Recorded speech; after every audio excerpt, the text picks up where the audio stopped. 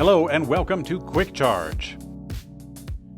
I'm Mikey G, and it's Tuesday, December 12th. Tesla has announced it is expanding its electric vehicle business to Qatar with the launch of the online configurator in the country. In the Middle East, Tesla still has limited operations. Until now, it only operated stores and service centers and supercharger stations in Israel, Jordan, and the United Arab Emirates. Qatar is a fairly small country in size. In terms of population, it has about 2.7 million people, and of them, they buy 40,000 passenger vehicles per year.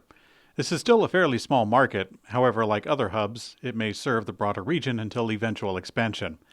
And in another small piece of news, yesterday we learned that Lucid's CFO stepped down, and now we see that the stock price has taken a hit as a result. Not surprising, but still unfortunate. The Tesla Cybertruck has something called wade mode that the automaker claims pressurizes the battery pack to drive through water. Sounds pretty cool to me. Last year, Elon Musk claimed that the Cybertruck would be waterproof enough to serve as a boat to cross rivers. And now that Tesla has started delivering the truck, it looks like it wasn't just words. Within the Cybertruck's off-road mode, the automaker also included a wading mode, or wade mode. This is an interesting and surprising feature. Tesla's battery packs are generally sealed and can withstand water for a short period of time, but now Tesla has apparently the ability to pressurize the battery pack, which should help keep the water out. As a word of warning, wait until the fine print on the warranty is clearly understood before you drive into the water, if you're one of the lucky few that has a Cybertruck in hand. A Tesla Cybertruck has been rescued by other pickup trucks after falling off an off-road trail and getting stuck. In the Corral Hollow OHV trail up in Bear Valley, California, a release candidate of the truck was seen crawling around in the snow and ice. The vehicle got stuck on the side of the trail and had to be rescued. It was equipped with off-road tires and all-wheel drive. Observers are speculating as to why it was stuck. The poster on Instagram, who got the images from a friend on the trail, said that a software issue led to the vehicle having no lockers. Now, it's hard to know what happened for sure, but with the introduction of new software, there could be more capability on the horizon. South Korean automaker Hyundai is introducing a new mass-market Creta EV. This to start deliveries in India at some point in the future. According to Autocar India, the new EV is set to take on the country's rapidly growing mass-market EV segment. As per the report, the Hyundai Creta EV will feature a 45 kilowatt-hour battery from LG Chem. The EV will ride on a modified platform shared with the gas-powered model. Other sources say that the EV will share a platform with the new Kona Electrek, which is available globally. The news comes amid India's government announcing that they want to be an EV leader by the year 2030. While many countries like China and the United Kingdom are pulling back on incentives, India continues to push forward. As a matter of fact, electric vehicle sales more than doubled to over 75,000 through the first 9 months of the year. Although it should be noted that that represents a very small percentage of the market, just 2.4%. The Porsche Macan EV has finally arrived, and at Electrek we are very ready to publish the experience that we had with the vehicle, in which we did this back in October, but now it's available. So, Porsche invited Electrek out to experience the vehicle firsthand in a highly catered event with little to no time to explore the car individually. We got a taxi ride on the Porsche Leipzig track, and it was still a white-knuckle affair. Sadly, we weren't allowed to film any of it. The interior of the Macan was actually hidden except for the dashboard, and we weren't allowed to use our cameras for just about anything. Makes sense. Invite a bunch of journalists out and tell them not to show the car. But at any rate, we were given the choice to sit shotgun or in the back while the Porsche engineer and racing enthusiast took us around the track. This at breakneck speeds. Also, we got an off-road demonstration, which was less thrilling compared to the track.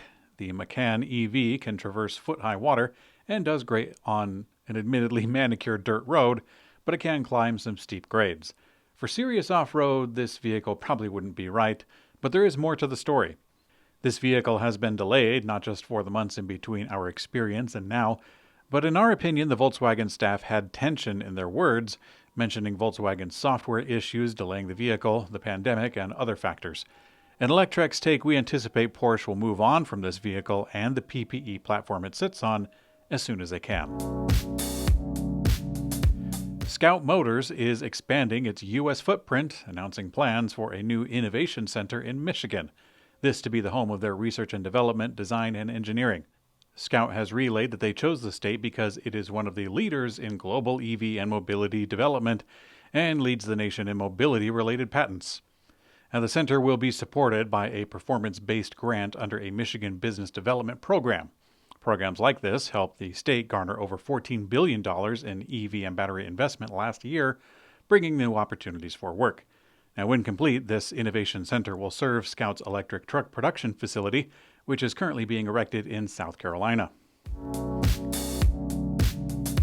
Honda has confirmed that they will be nixing sales of the e-minicar in Europe. Honda set a very modest goal of 10,000 annual sales, but only hit almost 3,500 in the year 2021 and just over 2,000 in the year 2022.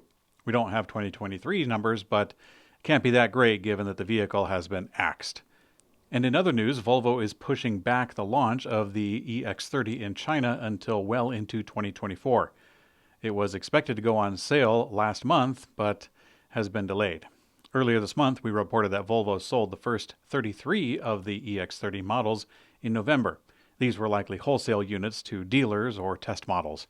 For us in the States, a spokesperson confirmed that U.S. deliveries will be this summer as previously expected. So it's still on track in that realm. Toyota seems to be moving forward with its plan to add a manual transmission simulation to its electric cars, complete with engine revving noise and lots of jerky feelings.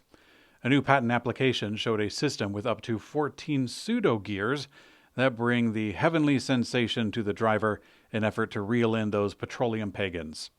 Well, the application doesn't use that language, but it sure sounds great to put this silly idea into high-minded territory. It's been a little over a year since we first heard rumors that Toyota was devising a fake manual transmission with a clutch pedal and shifter, this to help drivers pretend that they are shifting gears. Apparently, some of the patents date back to 2017. Transmission in electric cars are a pretty funny thing. It's not quite as redundant as having a fork on the end of a fork, but the benefits are quite narrow in application, mostly for racing. Fake transmissions are not a new concept. Dodge released a feature in their Charger Daytona SRT Banshee concept. They called it the Erupt transmission. Honda also toyed with the idea on a regular old car, not like a racing or performance model, but they since decided to drop it. In today's community comment found on YouTube, some of you pitched the idea for the future of Lucid Motors, as it appears the company isn't doing as great as we might have hoped. Archie asks who I think could or would absorb Lucid into their own company. My response would be that I don't think Lucid is close to being absorbed at this point. I think that the Saudi Arabian investment fund will keep this card in their deck for some time before they let it go. The fund, or the nation, or the business, or the kingdom, I think that they would rather buy out Lucid entirely and run it themselves, keeping it as a lovely little pet project to show off at climate conferences and stuff. If for some reason they don't do that, I really don't know who would buy Lucid. Probably a Chinese conglomerate that's having trouble with branding internationally. Maybe BYD? I don't know. Thanks for watching Quick Charge. I'm Mikey G, and I hope you have a great day.